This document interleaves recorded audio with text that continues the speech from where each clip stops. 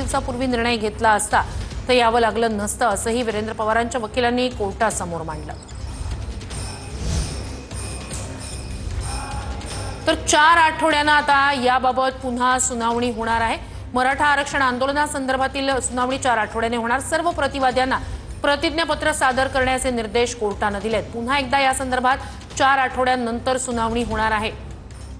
तर सर्व प्रतिवाद्यांना प्रतिज्ञापत्र सादर करण्याचे निर्देश कोर्टाने दिले आहेत। महत्त्वाची घडामोड, मराठा आरक्षण आंदोलनासंदर्भात पुन्हा एकदा 4 आठवड्यांनंतर सुनावणी होणार आहे आणि सर्व प्रतिवाद्यांना प्रतिज्ञापत्र सादर करण्याचे निर्देश कोर्टाने दिलेत।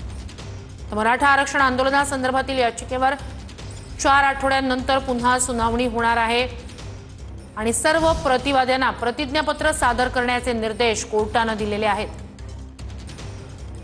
मराठा आरक्षण आंदोलनासंदर्भात कोर्टात पुन्हा एकदा सुनावणीला सुरुवात झाली होती आणि त्यात एक महत्त्वाचा अपडेट समोर येत आहे। सर्व प्रतिवाद्यांना प्रतिज्ञापत्र सादर करण्याचे निर्देश आता कोर्टाने दिलेत आणि 4 आठवड्यांनंतर या संदर्भात पुन्हा एकदा सुनावणी पार पडणार आहे।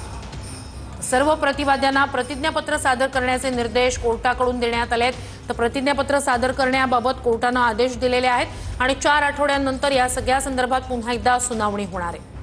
मराठा आरक्षण आंदोलनासंदर्भात कोर्टात सुनावणी पार पडते आणि त्याच वेळेला 4 आठवड्यांनंतर याबाबत सुनावणी होणार आहे।